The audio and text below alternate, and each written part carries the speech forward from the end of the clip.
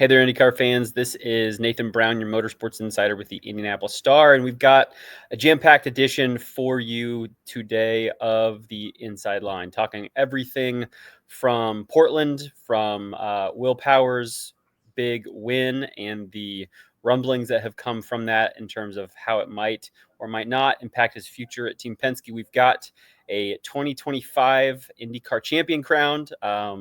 Surprise, surprise, Alex Palou finishes things up still with 2 races to go at Portland International Raceway on Sunday. We've got TV ratings to talk about, some more race control drama. We've got some learnings about next year's schedule to discuss that I have recently learned a little bit more on regarding Mexico and Toronto. And we've got last week's news of the Fox, or I guess it was almost 2 weeks ago now, the Fox IndyCar deal that we can touch a little bit on at the end of today's show. Joining me for all of that for today's episode of the Inside Line, of course, is my co-host, Joey Barnes. Joey, I know we assumed that, or we had probably had a pretty good feeling that Alex Palou was going to wrap up this championship up at Sunday at Portland, even though I'm not sure the last time that anyone has done that with 2 races to go. Did not necessarily expect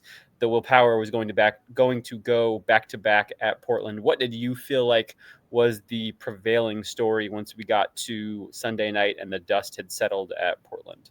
Yeah, so it's kind of interesting because it's kind of a 3-headed thing to me that I've struggled with, and I've wrestled with this since Sunday night because Will Power winning is obviously monumental for so many different reasons.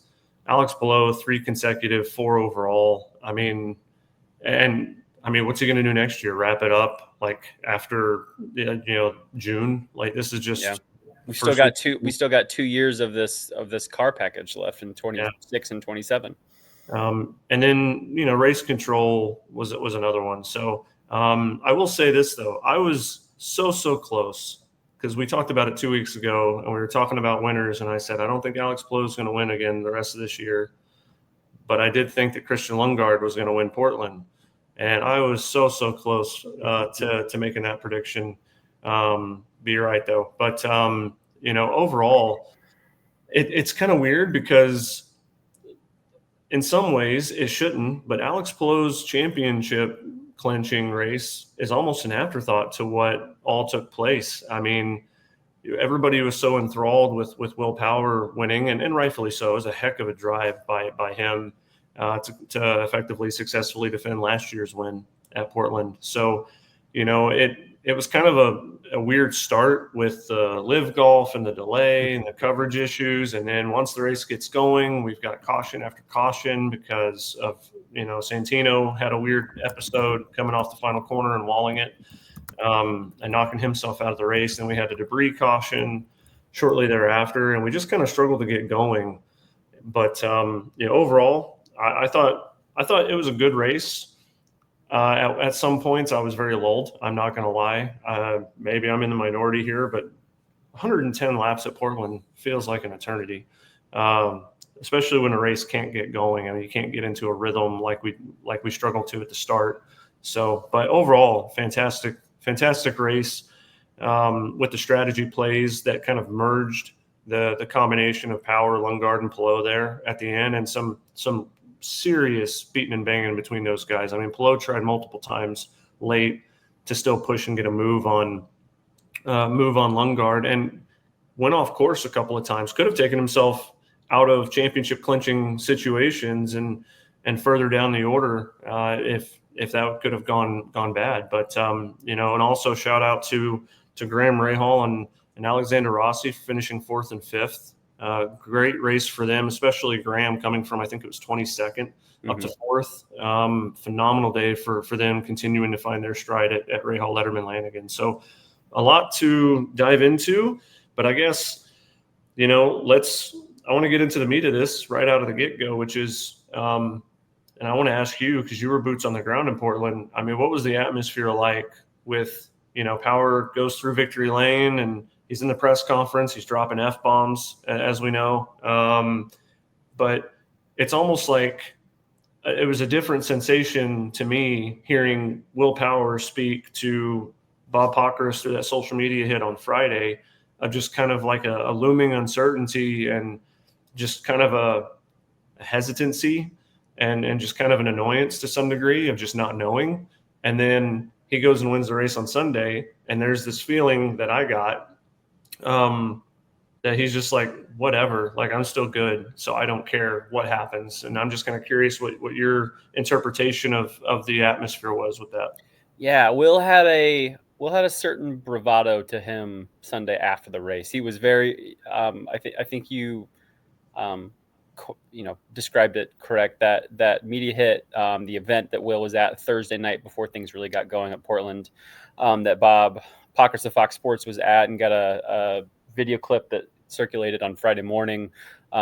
Just really felt like Will especially was walking on eggshells, and he's kind of had that feeling for a good chunk of this year. I mean, we really haven't gotten a chance to talk to him a whole lot, quite frankly, in part because drivers at certain teams will kind of rotate through the order from a bullpen standpoint, and Will's just had one other podium since the early chunk of the season at Iowa, and that race one there, where the story was so much more about Pato getting his first win of the year, and and Joseph coming so close after having dominated that. Will really just kind of was an afterthought that day. So a chance to hear from Will, where it really felt, at least to me, like he's now done everything that you could ask for to earn himself a seat. And frankly,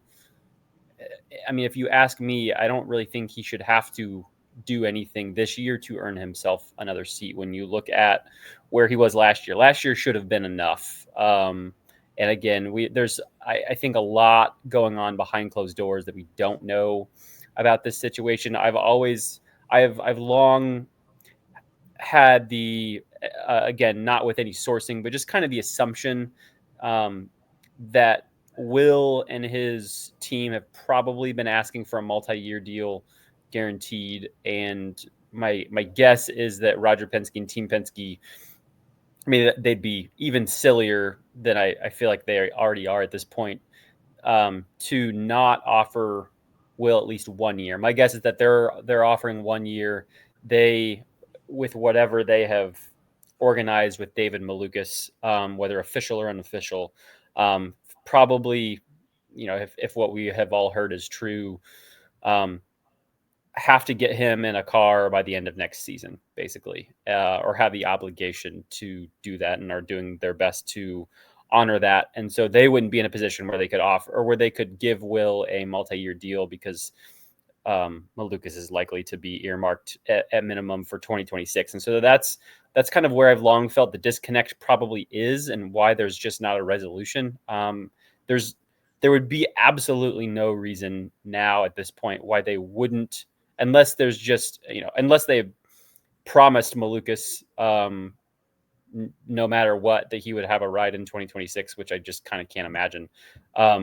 There's just really no reason why you wouldn't put Will back in that car, at least for next year, if you're not thinking about what the future potential machinations of a deal would be. Malukas, I think, still sits 10th in points. He sat 10th in points coming into the weekend. Will sat 9th. I think there was only 13 points separating them, and now there's, I think, more than 40. Malukas got lapped on Sunday. Don't exactly know what happened in his race. He was obviously starting on the outside of row 2, just beside Will, and their races really diverged from there.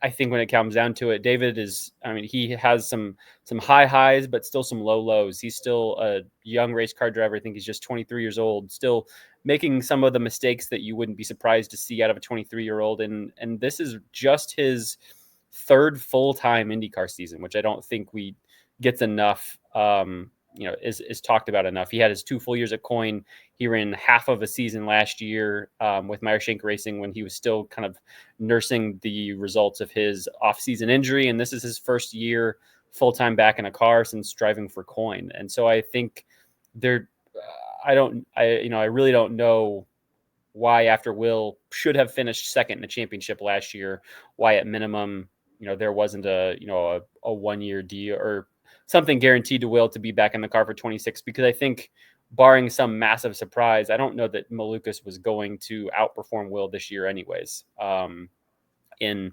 somewhat equal equipment. And when you think about the fact that Team Penske and Will have had, and Team Penske's had its worst season in a generation, essentially. And Will now sits sixth in points, rescued by that win that he captured on Sunday. Up until that point, was just about the the worst full-time season he'd had in his career, sitting ninth in points. And even still, he was ahead of Malukas, with having two engine failures and having a blown tire at Gateway.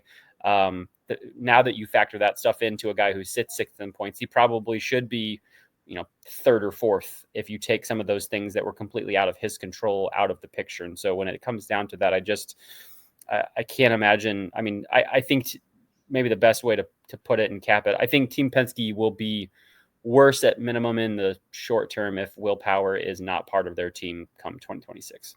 Yeah, and it certainly doesn't help the narrative or the speculation, I should say, when as of this past month, we've started to see Penske-affiliated sponsorships on David Malukas's car at AJ Foyt Racing. And then equally, we know that Will has been, I mean, maybe level on pace to some degree, but certainly from an execution standpoint, head and shoulders above his teammates, with McLaughlin sitting 11th right now in points, and Newgarden lowly in 18th, and having the worst year of his career, really, when you think about it. And it's wild to me that, we understand the statistics, like what Newgarden has done in his career to this point, and McLaughlin, obviously the pace that he has, and the fact that we know those guys are locked up for next year, and yet we're asking questions about Will Power. And I think the thing that we know, that different elements of the organization have changed throughout this year, which could have played a hiccup.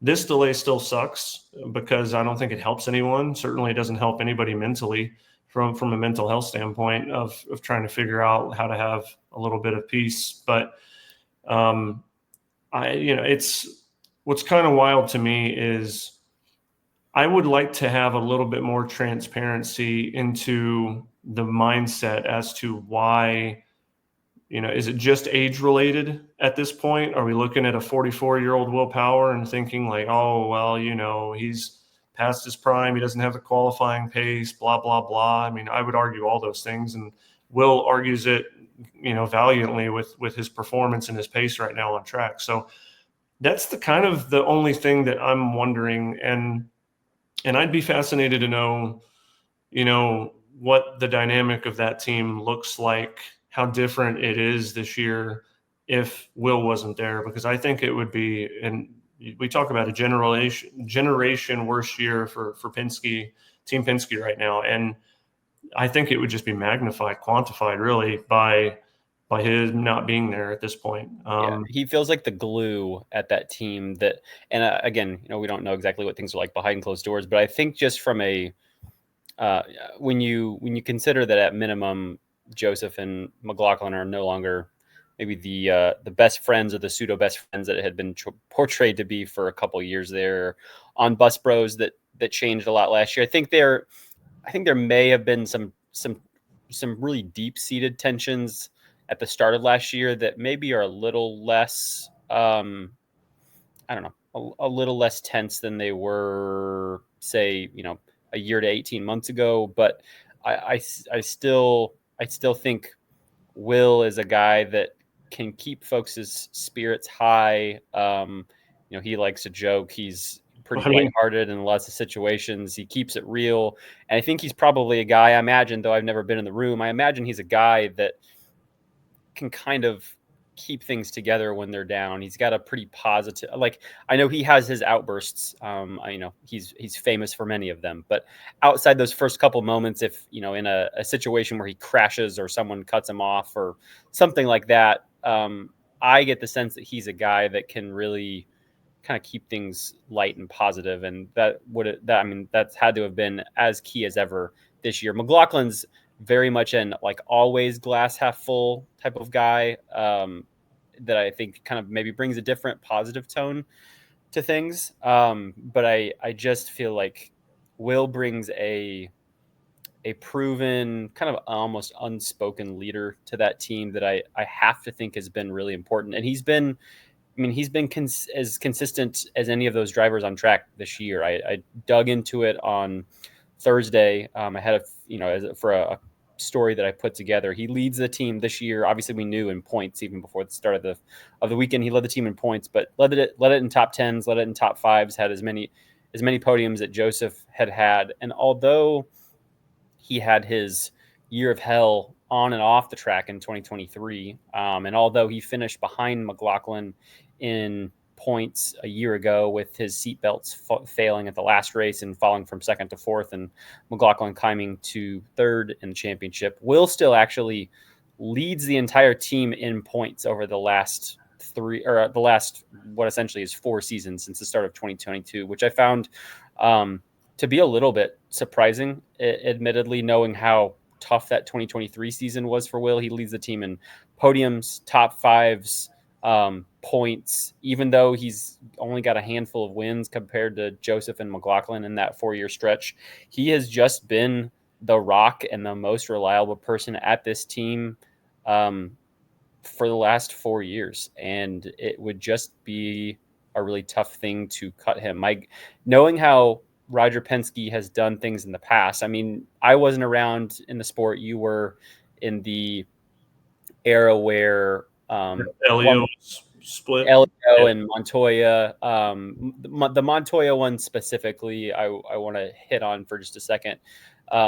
Montoya was coming off a year where he tied for the championship in 2015, lost on a tiebreaker to Scott Dixon that year. So 1 point difference over his whole season. And he's the champion in 2015 and foreseeably could have still been cut in 2016 for Joseph Newgarden. He finished 8th that year in points in 2016. Montoya did. He did win a race.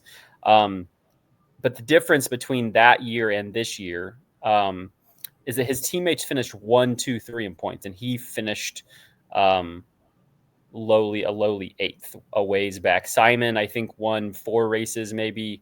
Will won 3, 4, or 5 races. He won a bunch. And Elio was, I'm not even sure if he won a race, but still had a strong, consistent enough season to finish 3rd in points. And so that, to me, when I just look at the numbers of it, gives Roger, even though the guy had just finished runner up in the championship, had a notable drop off from 15 to 16. And you had not only the drop off in general, but the fact that his teammates had held steady that year in the same equipment. And that was the time where if they were going to sign Joseph Newgarden, it was going to be that year because he was going to be a free agent at Ed Carpenter Racing. And unless they were going to jump up to 5 drivers, which I imagine they didn't have the personnel for, and they just decided we're not going to have any more than 4, and so we're just going to do this and swap these guys. When you look at this situation now with Will and foreseeably Malukas, has almost none of those same characteristics. Will is the only driver this year at Team Penske that has won a race. He leads his team in points, even though he does sit 6th. He has, tops the team in so many metrics, probably outside of average qualifying position. And lately, the last couple races, he's had a notable boost in that position as well. And you don't have a driver, I don't feel like, in David Malukas that is just like an odds-on championship favorite if he gets in Penske equipment. That year in question, Joseph Newgarden finished 4th in points. So he was the best out of the drivers at Team Penske in 2016. Best outside of those drivers at Penske in 2016. Lucas would not be that, and he's also behind Will. So I just, if a driver like, say, Kyle Kirkwood or Felix, maybe even Felix Rosenquist or someone like that was like the free agent that we were talking about, then I think you have a different topic on hand. And again, this is not to discount the driver that David could be. He is, again, just 23 years old.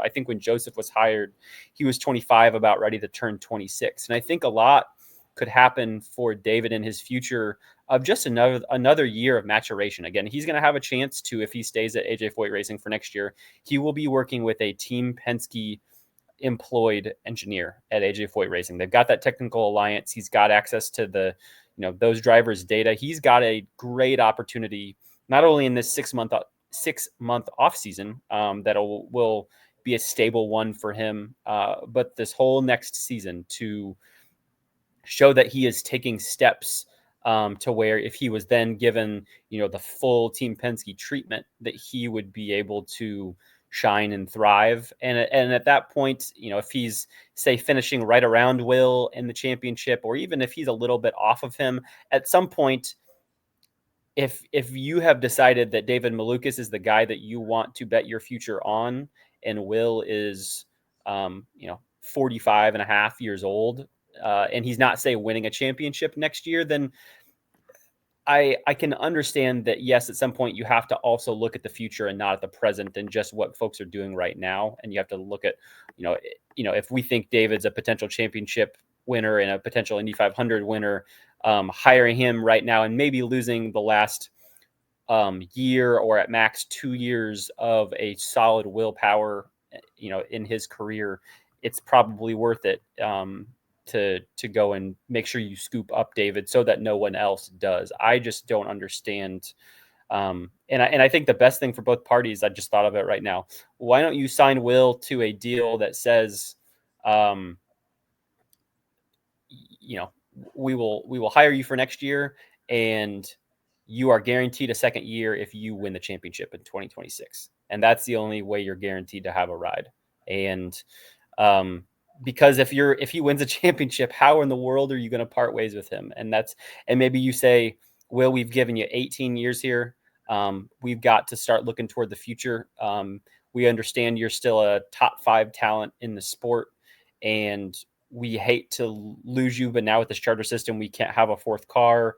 And so, there just has to be a time where we make a decision on moving on to the next person. And we hate that that you don't retire with us. But this is just the direction. I really hate the idea that he could potentially not be there next season, because I don't think it's a good thing for any of the parties involved.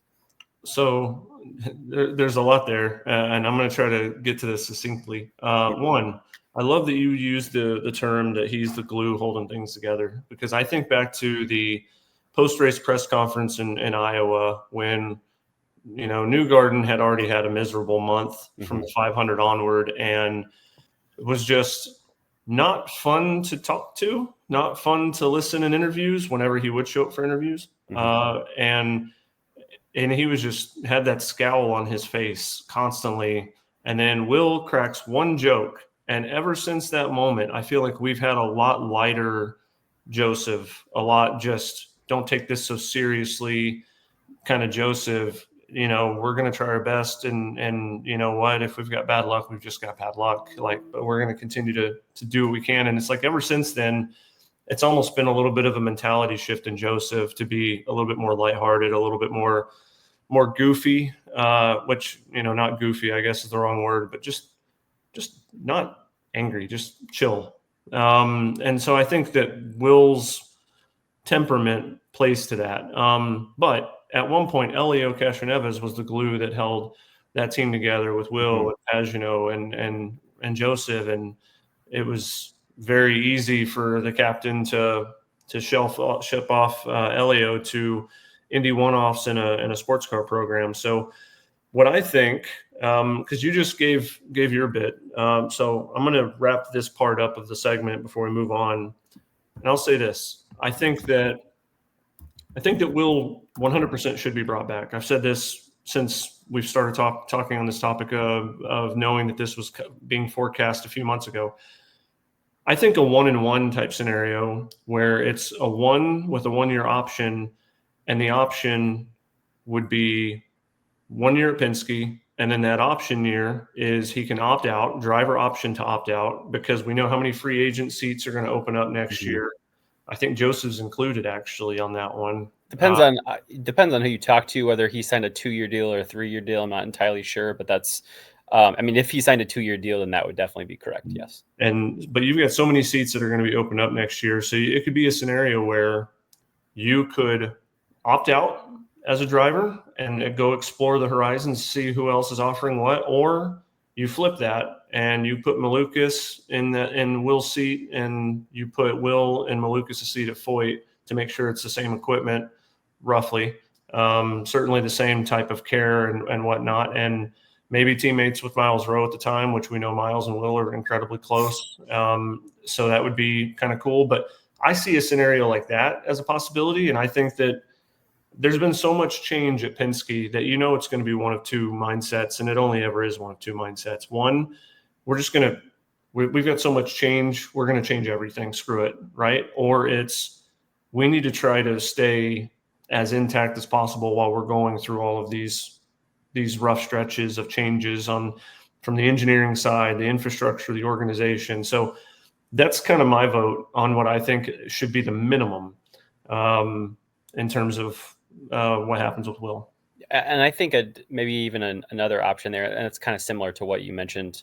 And again, we're saying all of this not knowing what those deals are, what the deal or talks, whatever has been decided or promised or whatever with David. I think some of this also comes with some sort of link with David's father's Father Henry, hit the HMD trucking company there. I think has from folks you talked to in the pack, there's some sort of a link there between HMD and Penske Automotive, Penske Trucking, what have you, that I think is maybe some sort of a B2B deal that has helped bring these two parties together too. So as long as you haven't promised David, you will definitely be in a seat next year, or the latest you'll be in the seat is for 2027. If you haven't promised that, and they very well may have, they may have said, David, you're going to go to Foyt in 25. We will see where things stand in 2026, but no doubt you'll be in a seat in 2027. If that's the case, then what I'm about to say is moot. But what I still think would be cool, taking all of that out of consideration, is you sign Will to, again, that 1-1, and let's say it's a team option, and they may be right in there specifically. Will, this is the last deal we're going to sign with you. It has a maximum length of 2 years. At the end of that deal, you will be 46 years old, about to turn 47. And at that point, you will have had, I think, 19 years with Team Penske. And at that point, we feel like we've got to move on. And if they haven't already, again, signed Malukas, to a promise of 26 or 27, they say, David, next year, if you beat Will in the championship standings, this Penske seat for 26 is yours. If you don't beat Will, then you will stay at Foyt for one more year, and Will will stay in Penske for one more year, and then Will be done at Team Penske, and you will get the seat for 28. Again, that's if Penske really thinks super highly of David, then maybe that's too long for him to wait. Maybe David says, you made some sort of verbal promises that I was going to be in there way sooner, and there's going to be lots of options on the table, as you alluded to there, after next season, with a bunch of drivers' seats opening up. I don't know that I would agree to, if you can't promise me a seat for 26, or if you can't promise me a seat for 27, then I can't guarantee I'm going to be around at Foyt past 26, because there might be something that opens up for me. I mean, let's say Scott Dixon retires. Let's say Andretti decides to part ways with Marcus Ericsson after next year, and they think that Malukas is the best option for that seat. Or maybe crazy things happen and he returns to Air McLaren. I don't know. I'm just throwing out the top 3 teams out there. There's lots of ways that this could go. I think if you're David and you can get it on paper, if you don't have it already, that if you beat out Will Power, you're in a seat for 27, and if you don't, you're still guaranteed it for 28. When you're still 23 and you're still just finishing up your 3rd full season in IndyCar, I would say, at worst, you're you'll be 5 years into your 5 full seasons into your IndyCar career, and year 6 would be in a Team Penske car. I think just about every rookie would sign themselves up for that deal, especially if 3 of those years are in Team Penske equipment and with a Team Penske engineer. But Team Penske may not be willing to wait that long, and David, frankly, may not be willing to wait that long either, depending on what conversations have happened behind the scenes. But again, I think for Will to, like, if it really comes down to it, I would just sign myself up for one more year at Team Penske if that is an option. And again, that would be wild if it's not an option. I would do that and just then see what opens up for next year. Maybe Scott Dixon after next year calls it quits and Chip Ganassi wants to sign you up for a couple years. I would be a little surprised by that because I imagine that Chip would probably be looking for something a little bit more longer term. But maybe something opens up at Meyer Shank Racing. Maybe say Marcus Armstrong gets hired to replace Scott Dixon, and then there's a seat open next to Felix Rosenquist. That'd be a pretty sweet gig. Maybe something opens up at Andretti and they want to sign you. Maybe you could land at Arrow McLaren, or maybe you could get that Foyt seat. I just think for all parties involved, I think folks staying status quo for next year is the best. But how that will be organized and what promises will have to be made to keep folks happy for that, we'll have to wait and see. But that's the biggest topic for me that that I think is on the table now that this championship is settled for Alex Palou and Chip Ganassi Racing. Real quick, yes or no? What does your gut tell you? Power coming back to Penske? Team Penske bringing Power back next year? Yes or no? I think yes for me. So like everything, like I think coming into the weekend, my gut was no. Okay. Same. I have to think that what happened on Sunday, if it was leaning no, but it hadn't been like a firm decision yet, you would have to think that what happened yesterday and the fact that, Malukas still didn't really have, he had a great opportunity from starting 4th, didn't move up at all, wasn't part of that late race battle. Have to think sensibly that he would still come back. I mean, Will insinuated in the press conference, when I asked him, hey, now that we look, as we look at the points, we see, all these different metrics and the ways in which you compare to your teammates. Now that you've got this win, do you feel like you have completely made your case and put the ball in Roger Penske's court and done everything you can? And he said, who's to say this isn't my decision? I'm not entirely convinced that if they just offer him a 1-year deal, that Will would definitely take it. I still think it would probably be the best thing for his career, because I think if you give yourself that 1 more year and wait and see what could open up next year, I mean, that's certainly a better market than, say, ending up at, not to say he wouldn't still end up here, and not to say that this wouldn't be a decent opportunity as they continue to make strides. But I mean, I think Ray Hall, Letterman, Lanigan Racing might be your best option at this point, unless MSR decides to part ways with Marcus Armstrong, which again would be a little surprising, even though there's some funding questions there to be worked out. So I'm maybe leaning like 51-49, yes, but I'm really not convinced, because I do think this win shouldn't have been a deciding factor. And if they were leaning toward no, it's certainly with a real big eye toward the future. And I don't know if 1 win changes their mind. So we will have to, from what it sounds like, wait and see. It sounds like something will either be announced, before the finale, or it could be a Simon Pagenaud situation where nothing is, a press release gets sent out at 8 a.m. Monday morning, the day after the finale, announcing that he has joined, when he joined Meyer Shank Racing. That could be a scenario too. So we'll see. So you let's segue to, you mentioned Alex Palou. We touched on it. We need to give Alex Palou his flowers. Absolutely. We're talking about a guy who is 28 years old, been in the sport for, 6 seasons now? This is 6th one, yeah. 6th season, 5 of them with Chip Ganassi Racing. And he's got 4 championships now, and it's the youngest 4-time champion in the sport's history. And I mean, 2 races to go. could still theoretically tie the record for most race wins in a season at 10 with AJ Foyt. I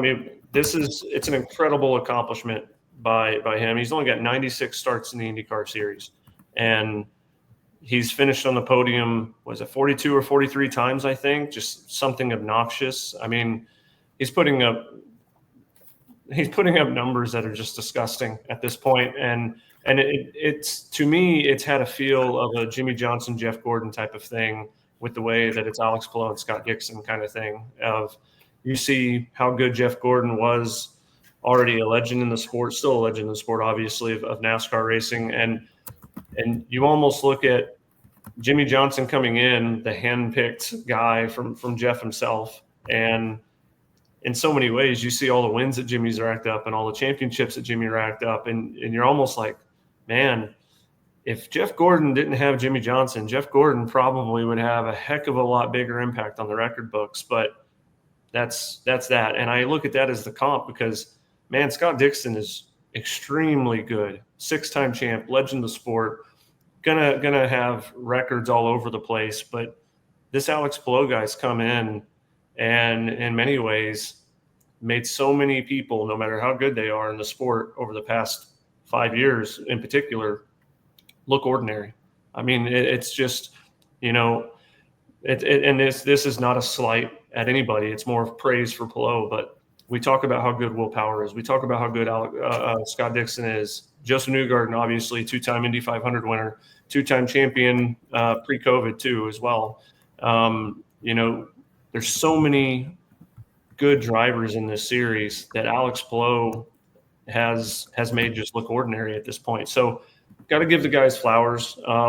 And he was still wheeling and dealing on Sunday, banging wheels and trying to fight to get up there. And it looked for a second that he could sneak up and steal this from Will Power and put a really big exclamation point on the championship clinching race for him. So this race didn't happen. It would have happened anyway, most likely, just with how it was forecast. But part of what enabled this to happen is Pato O'Ward, who qualified second but started on pole after the grid penalty for Christian Lundgaard for an engine swap. Had some issues to the DI box, and effectively his monumental feat of finishing every single lap this year came to a screeching halt early on in the race, and it kind of just ended up 9 laps down. And unfortunately for Pato, that's what forfeited his opportunity at the championship. So it was a long shot, as we all know, but for Palou to still go out there and do what he did, I mean, this is I know it could be boring for a lot of people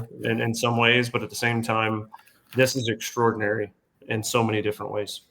It would have been cool to have Pato up there because I think he had a car to very much compete in that Power Lundgaard Palou group. And I think that would have been exciting to just have another person in that fight. And at the time, let me go back to my notes really fast, but I think, let's see if I can find my race notes from, here we go. So Pato pitted with Lundgaard on that strategy that Lundgaard was on, where guys pitted at the end of lap 16. So during that caution for crashed Conor Daly. So you have to think, as long as, Pato continued to have good stops, as long as he continued to theoretically run ahead of Lundgaard. I mean, this is a pretty hard track to make a whole lot of passes on. It's pretty narrow in lots of places. So if you presume that they basically just mirror what Lundgaard does and stay a few seconds ahead of him, depending on how, guys merge out into traffic or not in traffic in some of those, those pit sequences there, is we kind of had 3 strategies converging together. I think it's very reasonable to think that Pato might have had a chance to win this race had his car stayed alive. And so then if he does that, let's say he wins, and let's say Power finishes second, Lundgaard takes third, and Palou is off the podium in fourth. Technically speaking, this championship is still alive. I think If Pato had led enough laps to get the 2 bonus points for leading the most laps in the race, I think my math had, in this scenario that he would have, I think, made up 20 points on Palou. And so he would have been trailing by 101 points. And so we would have been in this situation going to Milwaukee and Nashville. Well, I mean, at least Milwaukee, where it almost certainly would have been wrapped up at that point. We would have been in a situation where basically all Alex Palou had to do was start the race and not finish. If he'd finished, I think like 23rd or better, even if Pato won, then he still would have clinched. And I'm glad, assuming that we didn't get some, wildest finish to the season ever and have Palou crash out of 2 straight races and actually have a chance at a championship fight in Nashville. I'm kind of glad, selfishly, although it would have been great for Pato to get that 3rd win of the year and just prove that much more, how strong of a year they really have been having. I'm kind of glad that we've gotten this championship fight now out of the way and can focus on just, some other storylines, like Will Power's future, like, the battles for 2nd, 3rd, 4th, and 5th in the championship, some stuff on the leader circle. There's going to be some news more about the schedule for next year coming out here in the near future, and potentially some new races coming and some changed venues coming. So there's going to be a lot to be written and said about. So I think for the sports landscape, in some ways, it's maybe good to get this championship fight decided. Although, certainly you don't wish that this ends in the way that it did for Pato. This was his first DNF of the year, their first really serious mechanical issue for a year, something that they've admittedly struggled with, and large in part been a lot of the reason why they haven't really factored into the championship since 2021. There was I think it was 2023 where he went winless. 2022, 2024, just not really quite there. And so it's been great to see them back in it. But an unfortunate end to those title hopes for Pato there.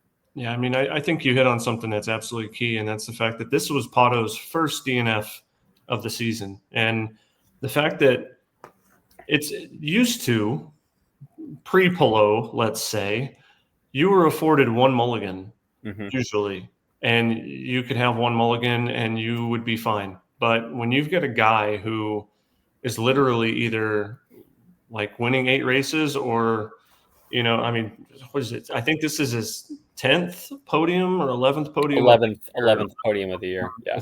With 8 wins and 11 podiums out of 15 races is absurd. I mean, that's a historically great season, but it also shows, when you combat that with what he did in 2023, just how good you have to be. You are not afforded opportunities to make mistakes when you're going up against Palou and Barry Wanzer and the rest of the Chip Ganassi crew over there. So, heck of a run by them. I wanted to make sure we touched on them and give them their flowers. With 2 more years of this car, like you kind of hinted at, it's going to be interesting to see what gains other people can find to try to even out this battle. But we do need to touch on something else. We got to move to another topic real quick. And it's one that, as you pointed out, happened a bit ago, and that's the Conor Daly fiasco. And it has, oh man, I've got a lot on my mind with this one. I'm sure you do too, and I'd be curious if anything was said on this. But I want to go into this a little bit. So, how about I lay out kind of what happened, and then you can kind of opine on your thoughts on it. Because I was rewatching some video up close and kind of like going second by second through some things, because I didn't feel like in the moment on Sunday that we had a great feel, or at least I didn't have a great feel for exactly what happened here between these 2 drivers. So we'll kind of setting things up. They are, they come together initially. I think Christian Rasmussen is who you're leading, and I think Christian started on I think at this point, I think Christian was on primary tires and Conor was on alternates, if memory serves me right. And as I talk about that, I can look it up on live timing. Conor, yes, so that's correct. So Conor had pitted. He pitted during the first caution of the race for Santino. Started on primaries, got on a new set of alternates, and Christian was on a new set of primaries that he started the race on. So Christian ahead, Conor behind, fighting somewhere below 15th place or so in the race. I think Conor was actually leading that pack of drivers that had pitted during that early caution. So potentially setting himself up for a decent finish among guys who pitted in that caution. You had guys like, Graham Rahal, Callum Ilott, guys who finished 4th and 6th in this race. So not saying that Conor would have finished top 5 or top 6, but he was on the strategy that guys used to get there who also started like him towards the back of the field. So they first come together in turn 7. Conor attempts to go around the outside there. He's on the left-hand side. They just about get even from what I can tell. Maybe Christian was just maybe like a hair ahead. And the move that Christian made reminded me a lot of Mid-Ohio, where Conor and Santino Ferrucci were battling and where they were alongside in a corner and Santino ran them both off track. We've seen a lot in IndyCar recently where if you are the inside car and you're the leading car, according to the rules and how race control has ruled things, you are allowed to use the entire track. And as long as the car hasn't actually passed you by the apex, you can use the entire track and you can run the guy off the track and basically, force them to try to make that move somewhere else and to pull out of it. And so Conor didn't pull out of it. Rasmussen not only used the entire track, but ran himself off the track, didn't make the corner. And that instance at Mid-Ohio, Santino Ferrucci was ordered to give up 3 places like that instantly because race control ruled it was avoidable contact. He ran Conor off the road and also did not in a move where he himself did not make the corner. That was the first, I felt like, questionable instance where there should have been a penalty. These cars, Conor kind of, gets running back up. They're both passed by 5 cars by Christian running them both off the road. So something that by no means helped Christian in any way, shape, or form. They come back together in turn 2, the really tight, slow chicane just past the start-finish line, where Conor makes, admittedly, I think, a pretty bold move that was probably not going to get pulled off. He just darts it through the inside, kind of runs right over the curbing on the apex, and they both kind of bang wheels together. Both got shaken up, though admittedly neither of them lost any positions there. Conor's still then behind Christian. They get going, picking up some, toward a high rate of speed, weaving through some of these interior turns of the course. They get headed to turn 10, which is, the end of this really high speed back straight that you have at Portland International Raceway, where cars are, getting up to 150 miles an hour or more. And Conor tries to throw a move on the outside of Christian. It's a sweeping left-hand turn, so he's on the right-hand side. Conor gets, I think, more than half of his car ahead of Christian at the apex of that turn, and it was a move that Conor put on Colton Herta actually a lap or 2 before that, where Colton, I think, just kind of made a business decision, saw that what Conor was doing. Conor was a half car length ahead, I think pretty similar to this, and Colton, pulled back out of it and handed the position to Conor, and they drove on and continued to live to see another day. And Christian, according to him when he talked to Bob Pockris and I after the race, essentially said, going into the corner, he was ahead. It was his corner. And he didn't feel like he had any obligation to back out of it. And technically speaking to the rules, I don't think he did.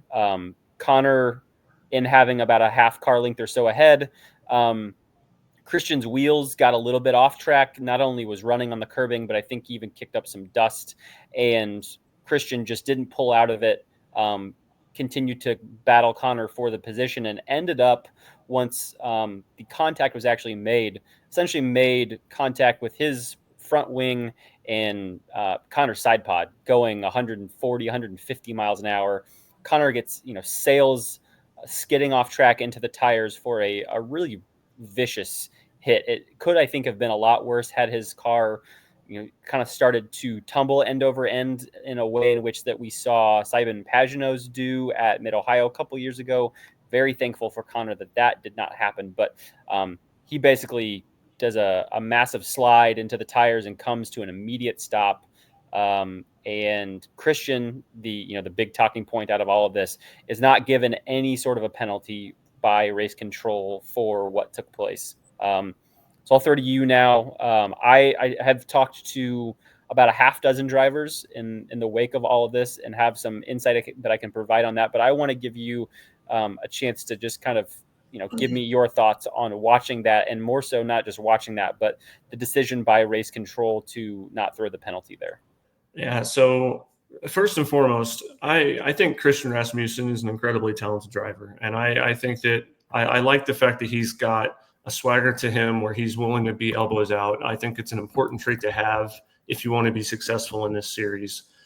That said, I thought that it was a little bit reckless on Sunday with him in particular, with that sequence. And it's not just Conor that I'm reflecting to with the sequence, because if you recall, you mentioned that Conor passed Colton with that move, but part of the reason he was able to catch Colton so quickly is because Colton went to go make a move on Christian Rasmussen, and Christian kind of shaded over and effectively blocked Colton to the point that Colton ended up jumping some curbing. Luckily, he didn't break the floor of his car. Yeah, at like well over 100 miles an hour. Basically, it was at the start of that backstretch portion, if memory serves me right. Yeah. So, and that's part of what started this transition of things with, the shaded over block, Colton bouncing over curbs, Conor coming in, and then the sequence of events that led to effectively Conor in the fence and the tire barrier there. Part of the reason why I'm aggravated that it's not a penalty, one, I thought it was reckless driving. In fairness, I could see a scenario where you penalize both. I could see a scenario where you said Conor was over the line with that one move he made where he was a little too optimistic, diving it in, trying to force his way in earlier on that lap. And then I could see, obviously I thought Christian should have gotten a blocking penalty for what he did to Colton. And part of the reason why I was kind of flabbergasted by that is because Devlin DeFrancesco got 2 blocking penalties in this race. One was on lap 13, where he was forced to yield 3 positions, and another one was on lap 21 when he was told to yield 5 positions. So we were handing out blocking penalties in this race, and equally. So you don't hand that. And then there's the aggressive elbows out type of stuff, and you're not doing a penalty for that. And it literally led to a caution. It led to a car wrecked out. And, there was an avoidable contact penalty to restart at the back of the field for Kiffin Simpson on lap 10. But part of what kind of threw me for a loop is lap 86, Joseph Newgarden coming out of the pits on cold tires with a very darty, very fast Scott Dixon going into turn 1, turn 2, the really tight one line. Joseph stays in front. Obviously, cold tires, not as quick to power on the exit of that corner as Dixon. Dixon was able to get the jump. It was such a slow jump to the gas for Newgarden that it almost looked like he burped the throttle. I'm sure he didn't, but it almost looked that way. So Dixon had nowhere to go, bumped him at 30 miles an hour. Joseph stays stalled there for a few moments, gets it refired finally, no caution comes out, but then is able to continue on, and they give a penalty to Dixon for avoidable contact, a drive-through penalty. And it's like, you're giving a guy a penalty for an avoidable contact in a 30-mile-an-hour corner when a guy on cold tires is in front of him and he's got nowhere to go. He's quicker to power. You're on your last stint of the race. It's time to go. You're going to do that then, and you're going to penalize a guy then. But you're not going to penalize a guy for effectively driving like a jackass and sending a guy into the fence and bringing out a caution. We saw some questionable race control calls at Laguna Seca. This one to me was way more egregious. I'm sick. Like, race control should not be a topic of conversation, period. Like, we shouldn't have to talk about it. It shouldn't come up on social media constantly. It shouldn't be a talking point. We should be celebrating Will Power and we should be celebrating Alex Palou. And instead, we're spending a third of this show talking about race control because there's so many things that they continue to get wrong. And in many ways, like, I don't know if this is a popular opinion. I really don't care. I'm at the point where I'd be okay with a clean slate. I'd be okay with trying to bring in some different people and shaking it up, because this isn't okay. Like, and it also, and this is probably wrong, but this is where my mind goes to. And this is some of the things that I got messages sent to me and things like that of, and this is the paranoia that's come into play now with Penske owning the series, Penske's team, etc. We saw a Junko's car get hit. Nothing. A Penske guy gets hit at 30 miles an hour and you immediately hit him with a penalty. Like, there's an element there where it almost looks like bias. And I don't think that's the case, but the fact that that's even the question or a question, and that's the optics that some people are perceiving it as, is a problem. Yeah. So I'd be curious what some of the drivers have told you, some of the insight, but, you know, the way that I see it, like, you know, you screwed up at Laguna Seca last year. You screwed up at Laguna Seca this year. We know about the Gateway incident last year that effectively ended Will Power's hopes before the seatbelt situation really happened at Nashville. There's just so many things that continue to be highly questionable, and it makes you question the integrity of things whenever they're not controlled right. I mean, race control is literally supposed to do that, control the race. And I feel like they gaffed one on Sunday. So I really tried, as I reached out to drivers, to just kind of get a sense of where race control's head was and what led them to the decision that they ultimately made to review the situation and make hand out no penalty. And so I think I think the makings of what could get them there. Again, I still don't know that. This is not me saying I think they made the right call, because I don't think they did.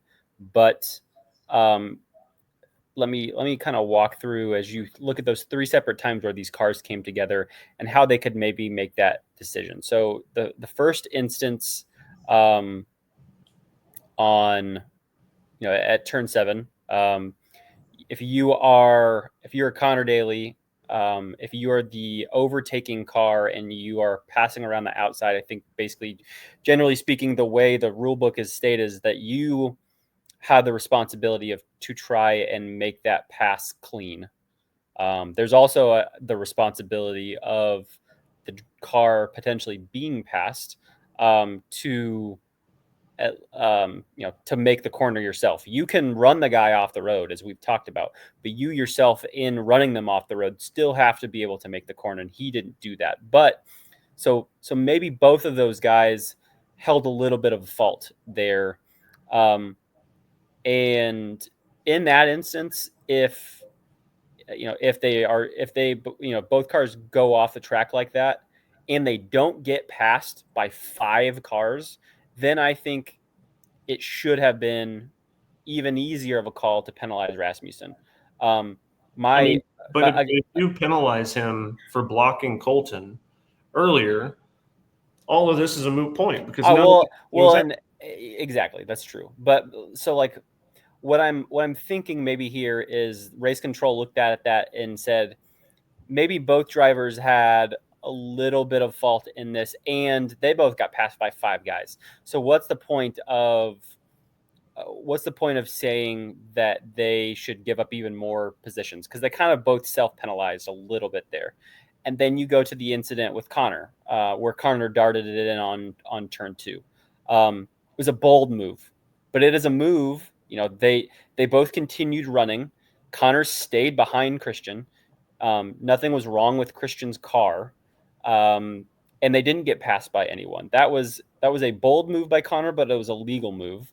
And so there, maybe they're saying, okay, we'll let that go. But Conor did something that ultimately didn't pan out there. And then when you get to turn 10, I mean, the only thing I can think of is that, when you're looking at that overhead shot that Fox caught with the drone was really the best one.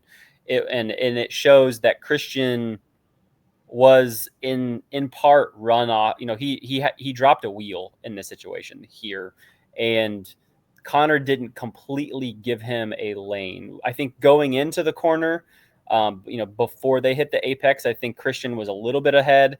My guess is, at the apex, they were pretty much even. Maybe Conor is even a bit ahead.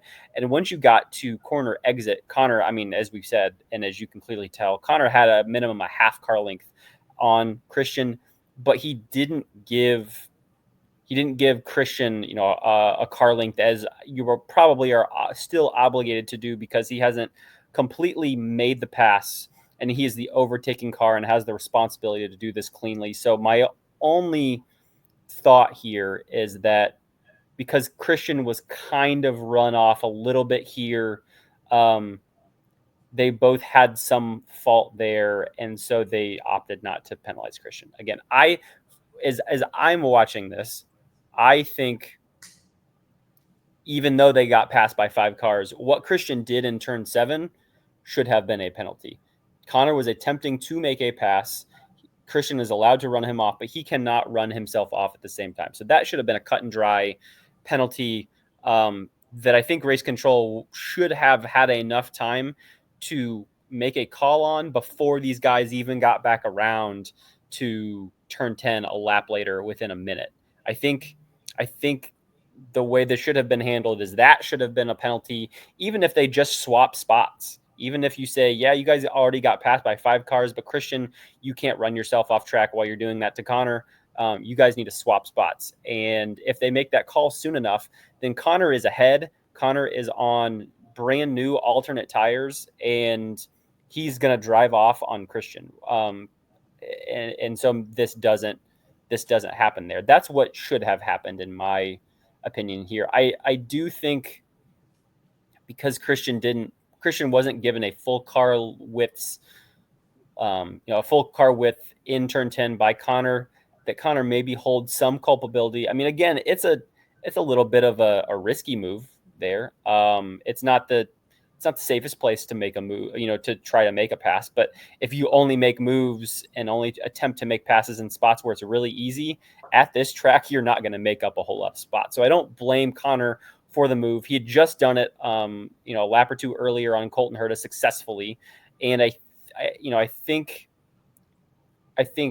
other drivers, as we saw from Colton, in that situation where you've been constantly battling with Conor, and you know that you lost yourself 5 spots by doing so, just give Conor the spot. He's got the tire advantage. He's clearly got a faster car, and survive and live to see another day, and try to pass him at another moment when you guys, when the tire situation is swapped, or where you get a better run, or where Conor's, caught up in some situation. I just think, we see these types of things from guys all the time, like Scott Dixon. Scott Dixon makes a lot of business decisions on young drivers darting in on the inside trying to pass him, because he knows that he has the car, and potentially in that situation maybe doesn't have the tires where he's going to ultimately survive that, and maybe it's just going to happen another corner or two later, and it's better for him to allow the pass to happen at that point and either try to pass them back in a couple corners, or just know that as this race plays out, I'm probably going to pass this guy either in the pits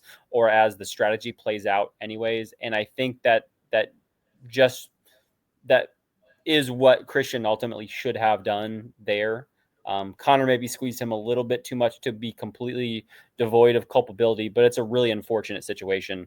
And I admit I was a little, from a reporter standpoint, I was surprised that Conor wasn't standing waiting to go and talk with Christian after the race. I was at his pit box, expecting to have something kind of like we had with Scott McLaughlin and Devlin DiFrancesco at the Thermal Club.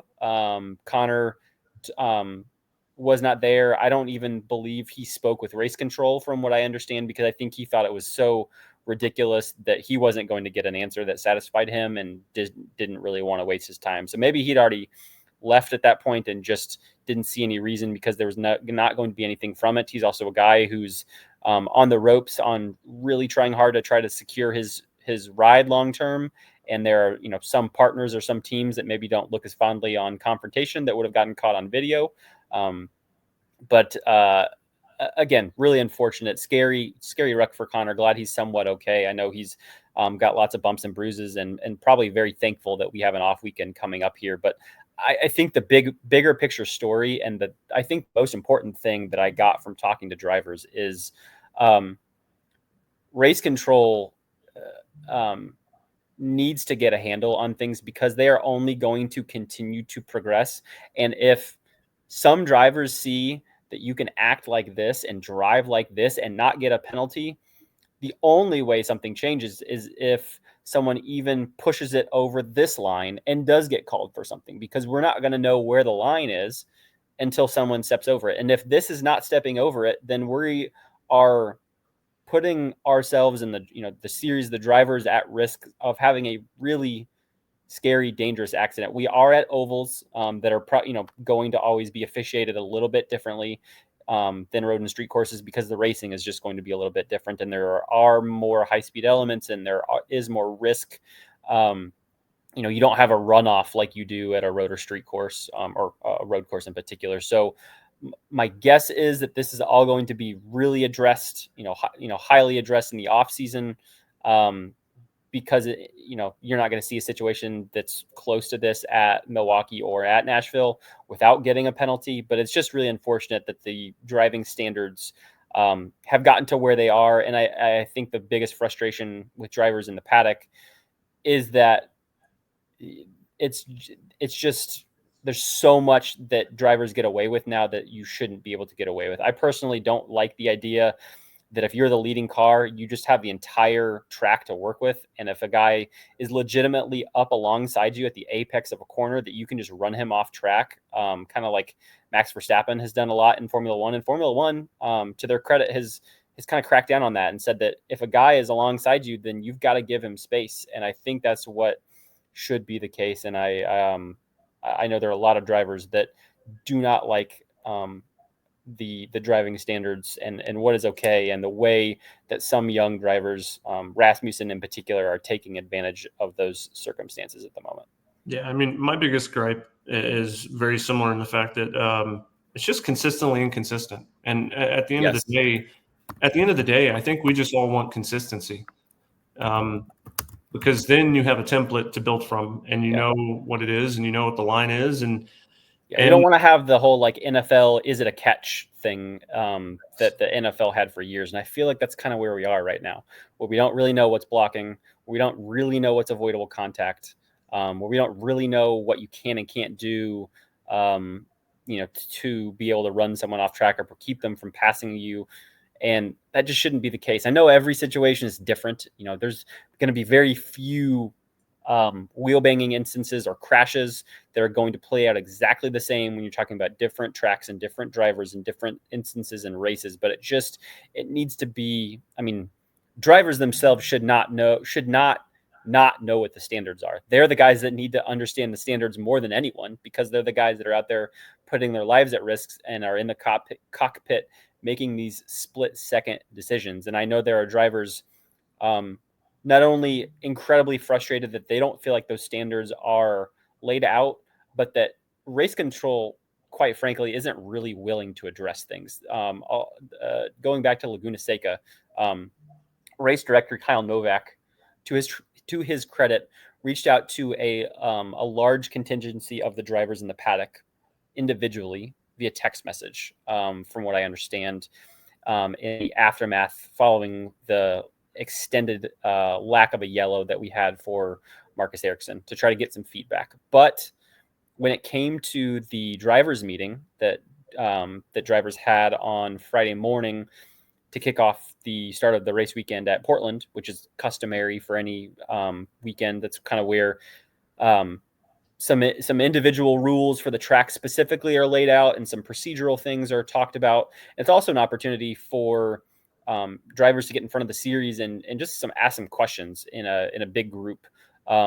Either ironically or not, the one at Portland was held virtually.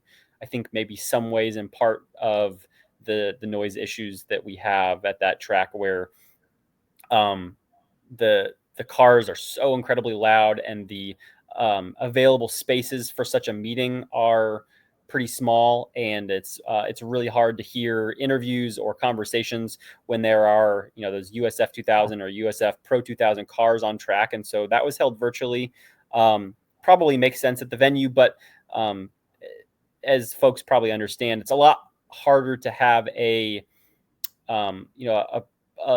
elongated, impassioned, emotional discussion on things when you're dealing with stuff over Zoom. It's a lot easier to not call on someone or just get through things quickly. And that was a platform that I don't feel like drivers really felt like was a great way to be able to get an answer and bring topics up for discussion and debate, something like that. And so it really wasn't done in the drivers meeting, and drivers left feeling like it was just another thing that kind of got, they took some insight and some opinions on it, and they'll kind of like take it into consideration for the future, but the drivers don't know or have any better idea of what is going to change.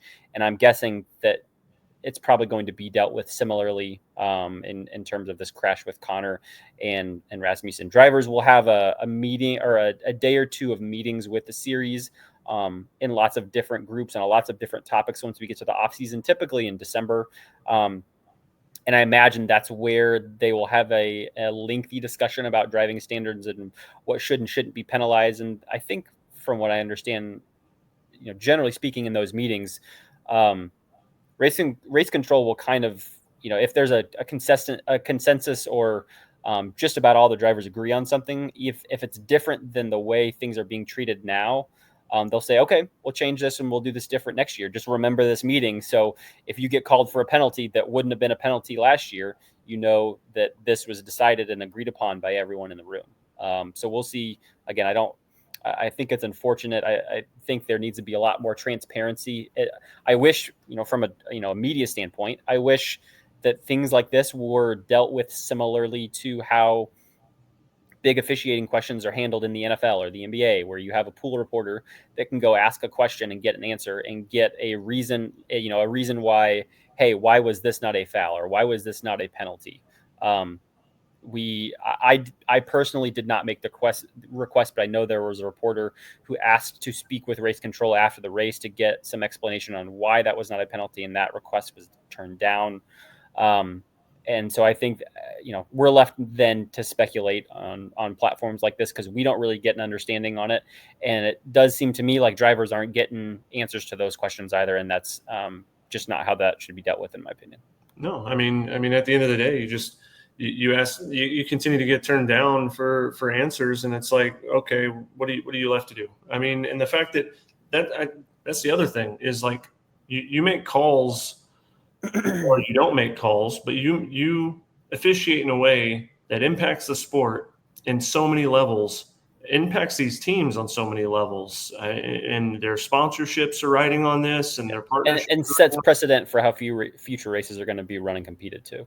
And the fact that you can't even come to the forefront and answer for it, I mean, that's just crap. I mean, that's not how it's supposed to work in professional sports. I mean, full stop. So anyway, I'm going to get ramped up if we keep talking on this. So I know we've got to wrap up here, but before we do, we were kind of hoping a couple weeks ago, because it was teased that maybe when we got to Portland, the schedule would be released. Instead, a different thing got released, and that was the Fox deal with owning 1/3 now of Penske Entertainment. So while that's cool, and that's a whole separate thing, I think the thing that we want to touch on right now is the schedule didn't come out.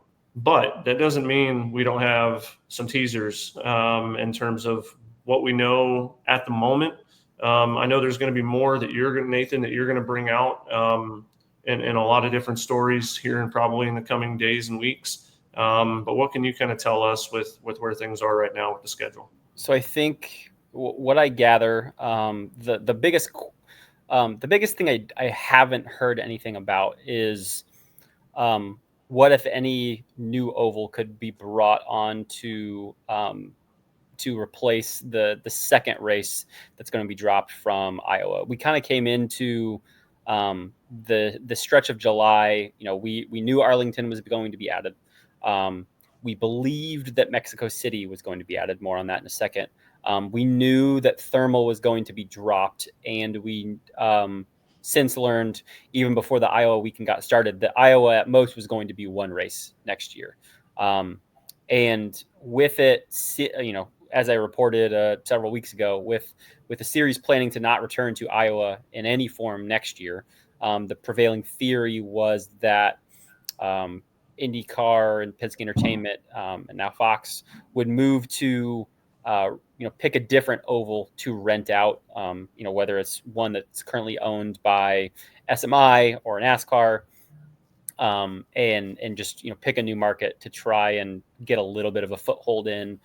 Whether it was a place like Richmond, the two that have been thrown around most have been Richmond and Phoenix. I haven't gotten any learnings on how that process is going. I could see that either one of those two, or maybe another one that we're not thinking of, getting added. Also would be entirely surprised to see maybe a race like Milwaukee get turned into a doubleheader, although I think it would be really unfortunate, because I think there's a lot of interest in seeing what this event turns into as a single race this year. They had fairly decent crowds, I think better than expected last year. It was as a doubleheader over Labor Day weekend, but now that this race isn't running on a holiday, and that it is only one, I think there's a lot of hope that this could be a really solid race weekend in hosting a single race. I think it's a passionate market. It's a race it's a venue and a market from an oval standpoint in downtown Milwaukee that IndyCar hadn't been to in a decade. And so I would hate that this could get potentially split into a doubleheader, which is not good for teams. Drivers typically don't really like it. And it just leads you to have, lower attendance and probably even lower viewership on TV, because there's, just going to be fewer folks that can devote 5 hours to watching two races on a weekend instead of just 2.5 on a Sunday afternoon. So waiting to hear more about that. What I do know when it comes to Mexico City and Toronto, I'll start with Toronto. I felt this way leaving Toronto a couple weeks ago, but I have been told by trusted sources in the paddock that they themselves have been told by either members of Penske Entertainment or members of the promotion group at Green Savory Racing Promotions, that Toronto will, without question, be back as a market for IndyCar next year. What we are waiting to find out is whether it'll be back at Exhibition Place. And I have a leaning that I think we will be at a new street venue. What would be basically a new venue overall. There are a couple, and I'm going to be writing about this for a story later this week.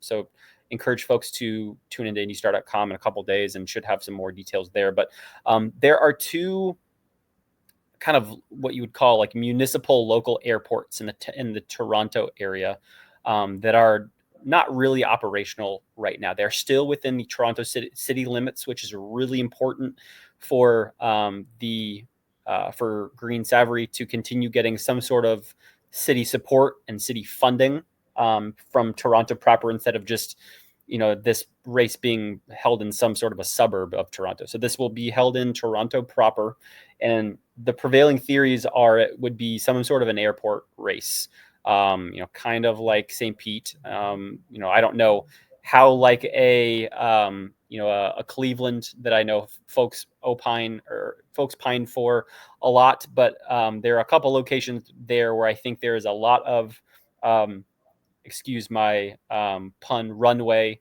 for potential for a race next year, and I believe that will happen. Some of the issues that Toronto runs into next year not only are the fact that they will be hosting a World Cup elimination match the first week of July at BMO Field, which is, if you've watched that race, or certainly if you've been to the venue, it's a soccer field that is, a stone's throw away from pit lane and runs up against a lot of the track, kind of on that end of the lap section.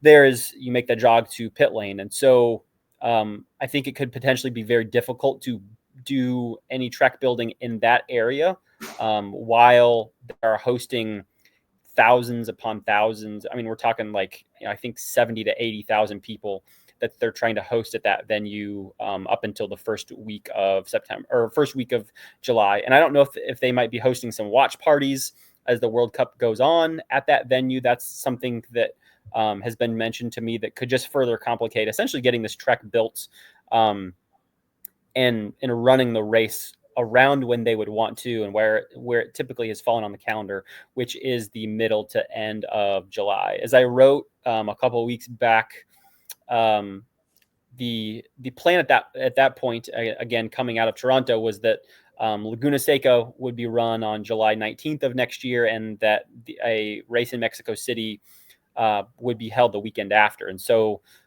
Toronto would kind of be losing their spot on the calendar if things worked out that way, and they would then shift to the middle of August. Well, the trouble with middle of August is that Canada holds what is called, I think, the Canadian National Exhibition. I know the initials are C&E.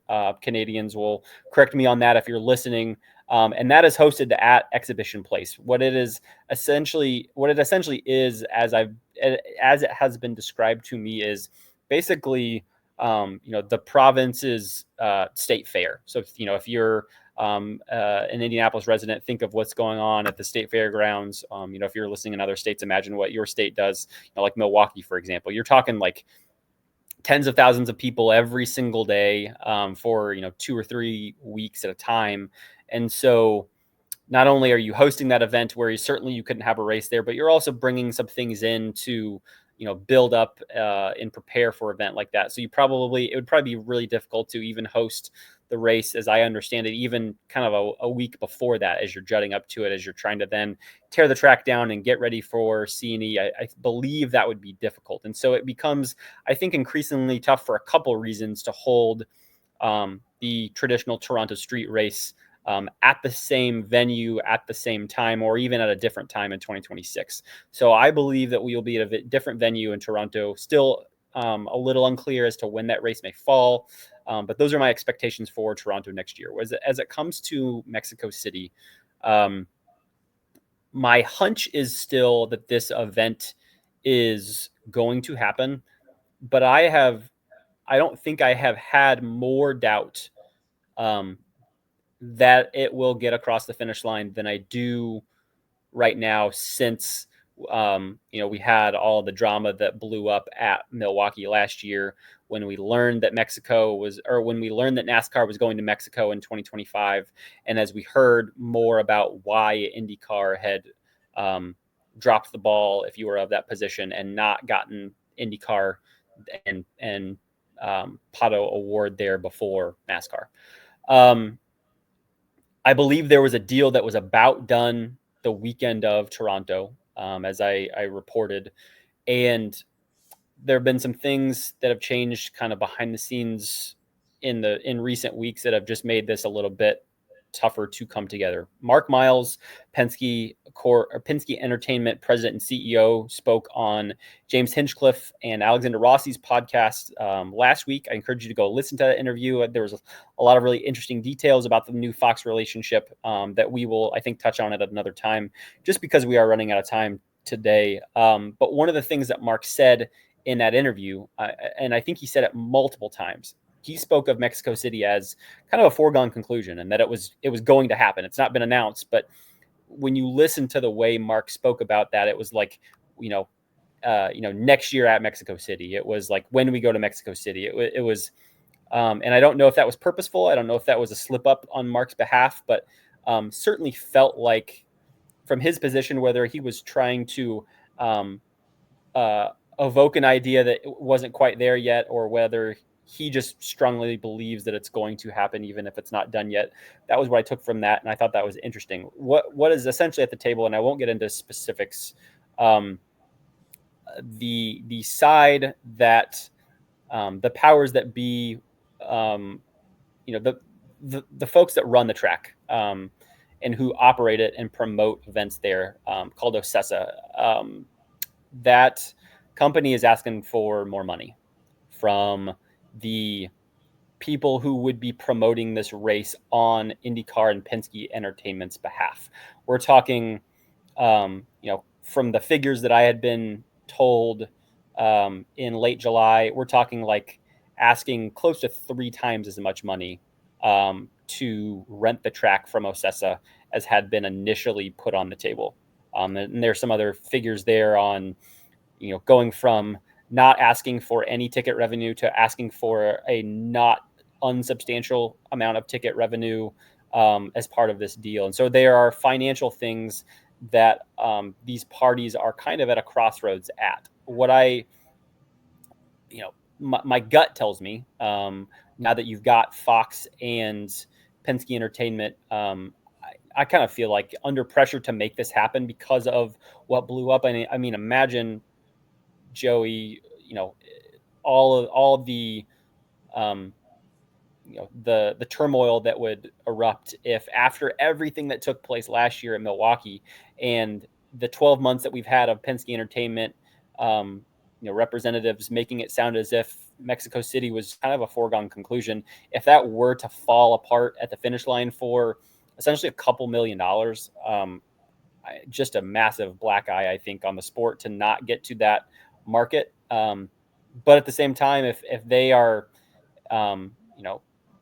kind of putting their foot down and saying, this is what we believe this is all worth, and we're not going to pay a penny or $1,000,000 over that, then there's some business stuff to it. But essentially, if you believe enough in your product and you think that market is important enough, and you think Pato O'Ward is going to be received as I think we all believe he would be received, sometimes you just gotta bite the bullet and get yourself there and get a foundation, I think, and get this off the ground. So we'll see what comes from that. I have a hard time believing that Fox and Penske Entertainment would let this fall through the cracks, but we will have to wait and see. I mean, they've run a lot of the sport in many ways as a business with a bottom line in mind before, and lots of times as that being the priority. So we will see if that, if this is treated that same way, or if this does end up coming together. I know there is a goal to get the entire schedule announced by the end of the season. You think of the series has done this before, sometimes where they roll out the schedule leading into the finale, so that you've got reporters on the ground, you've got maybe a press conference that you can hold, and it can be a big topic of conversation, and you've got all of your sponsors that are hearing this good news, that are on hand at the event, and you can kind of tell them, hey, this is the game plan for next year. Otherwise, you're relying on Zoom calls and kind of the abyss of a 6 months off season where, yes, this would be a big story, but it also kind of gets lost as IndyCar is not as active and not top of mind for lots of folks. So I know it is a goal to get this schedule done by the end of the season. And I believe if Mexico City is indeed part of that, I believe Mexico City would be formally announced before all of that takes place. So that's kind of the big part of this is that you've got to get Mexico City lined up before you can roll all of this out. And the powers that be, I think, there's some talks about, even if that comes together, getting sponsors lined up so that sponsors can also be part of this announcement too, and make this feel like it is as big and as important, as potentially successful of an event as humanly possible. So that's kind of where things stand. Again, not saying that Mexico City is not going to happen, but I believe that there are as many hurdles to making that happen as it seems like there have been in quite some time. Yeah, I mean, you talk about people being there present, reporters being present for an announcement, for a proper press conference, for a schedule announcement. I mean, you would have thought we would have had that with the Fox Sports deal, but instead it just comes out through a press release, and there's no interviews, no Zooms, no nothing that follows that, and it doesn't happen at a racetrack, so you can't talk to any media either. So wouldn't surprise me if it's just a nonchalant random Wednesday here in the coming weeks that we just get it with nothing to follow. But on that bit, here's what I'll say to kind of put a bow on some of the surprising stuff that you said, especially as it relates to Mexico. One, this needs to get done. A year later, if this hasn't happened, in my opinion, it's as big of a fail as what Boston was. And a lot of people want to forget about Boston and the street race that never happened in the Northeast. That was a huge deal being made of that for a very long time, honestly. Kept us busy in those mid-teens, 20 teens, if you will. And but the other end of that is I'm also kind of cautious, because when NASCAR shows up and for all intents and purposes had what I thought was a pretty good response to the crowd for that weekend, they're only a one and done, and they're already out. And there's obviously reasons for that. So I've heard other things. I've heard that was a not well attended event. Certainly didn't meet expectations from folks in that industry. Maybe you've heard different things, but I think there were difficulties on NASCAR being able to make that happen, and maybe some better parts were definitely tough. Yeah, and I think, I mean, frankly, you kind of got San Diego replacing Mexico, and it's heck of a lot easier to get to San Diego. You got some freshness out of San Diego. That could be a short-lived thing, and maybe NASCAR goes back. Maybe San Diego is a one-year cool thing, and maybe they're back at Mexico in 2027. I know that's been discussed, and I think there are some parties that would like NASCAR to be able to go back there, but I think there were a lot of hurdles that led that to be a one and done thing. But I mean, all the more reason, if you're IndyCar, then if NASCAR's not going to be there, you've got that many more people with some disposable income that theoretically would be willing to attend a motor race outside of, I mean, Pato Award is a bigger deal in Mexico than Daniel Suarez is. And I think, even though NASCAR has had a Mexico series, in the country, and a presence in the country in stock car racing for quite some time, I am under the impression that the star power of Pato Award, I think, alone could help make this a pretty successful event. And I think once you get the cars on the ground and have a race there, as long as it is a decent race, I think just having 1 year would, fan some flames to help make this hopefully a more longer term thing and make it as natural, as going north of the border to Toronto. But again, you have to get your foot in the door. Sometimes you have to make a short-term bet on yourself as a series to just say, we believe that doing this will be helpful in the long run. We might have to take a loss in the short term, but we need to get ourselves in front of this market because we think this market is going to love us and is going to embrace us. And I believe it would be a big loss to say, well, we're going to have to pay a couple more $1 million than we think we should, so we're not going to do this. Yeah, I mean, the thing I'll say is I had heard from a few reporters and other people within that are associated with the sport in NASCAR that was a positive weekend, positive experience. But I didn't hear that necessarily from a NASCAR representative or anything like that. So what logistical hurdles they had to do, like meet at the border and then effectively be patrolled in all the way through. It would be the same thing with IndyCar.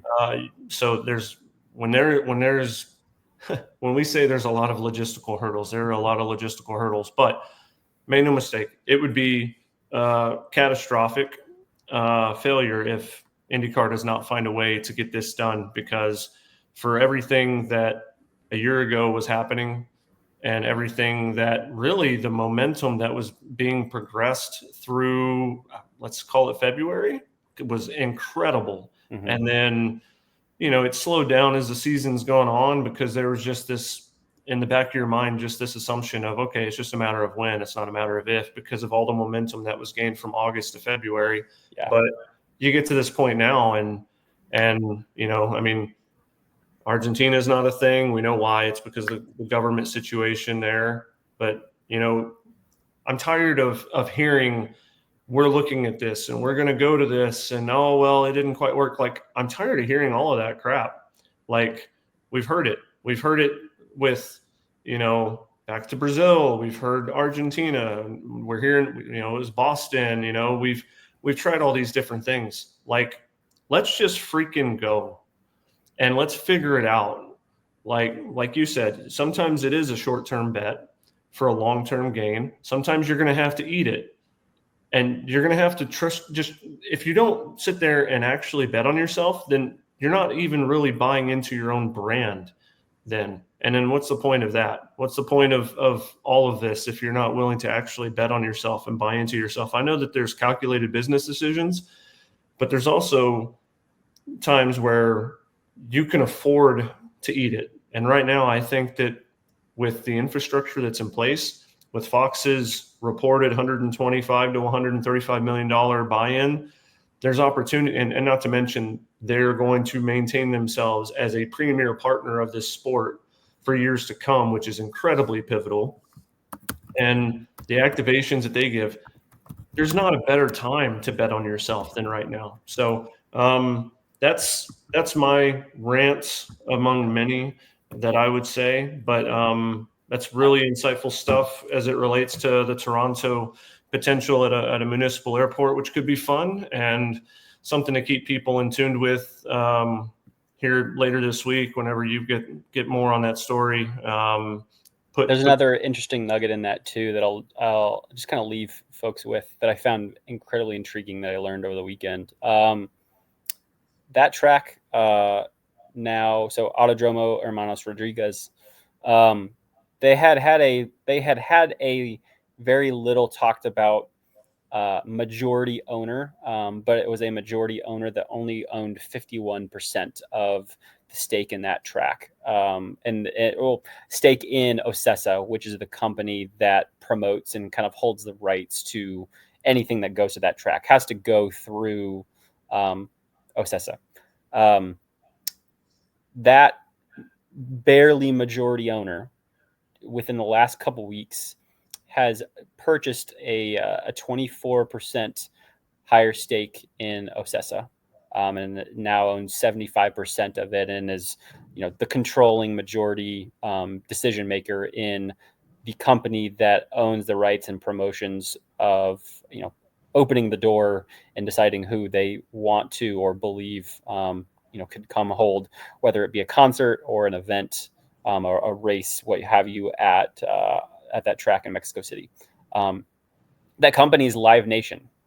Live Nation is owned by Liberty Media.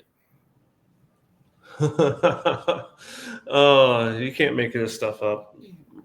My gosh. And for folks at home, Liberty Media is the company that owns the marketing rights to Formula One. They're also a minority owner in Meyer Shank Racing, though. Also true.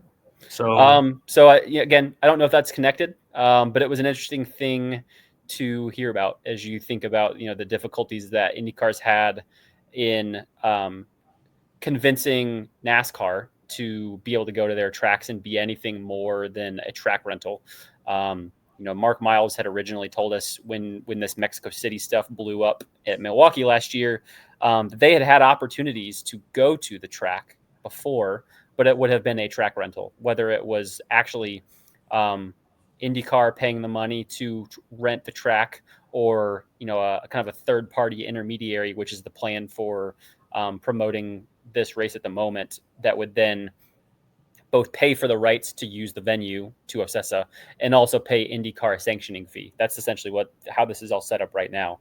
And they said that they've had opportunities to do something like that, but Mark said himself 12 months ago that they did not want to go unless Ocesa was promoting the race, because they wanted someone on the ground in the market to, believe in the event, put their full firepower behind the event because it needed to be successful. And I understand where he was coming from. That the irony now that is, if this does happen, it is an event that is not wholly promoted by the track. It would be a track rental, unless something completely changes from where things are right now and has been for months and months and months.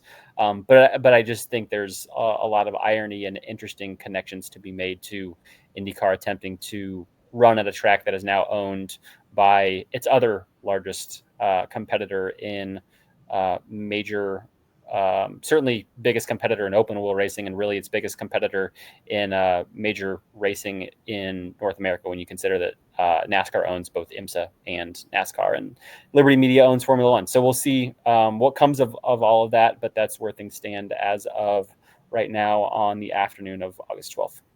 And what we do know is that next up on the current schedule is Milwaukee. We've got a weekend off. This upcoming weekend is free for everyone to go and wreak havoc and do what they do. But, following that weekend of the 24th, we've got IndyCar back at the Milwaukee Mile. So, excited for that. 2 races left on the 2025 season. Alex Palou is your champion. Will Power, your latest winner. He is Nathan Brown. You can find him on Twitter or X, if you call it that, at by Nathan Brown. Joey Barnes, you find me on Twitter at JoeyBarnes85. We thank you for listening, and tune in next time.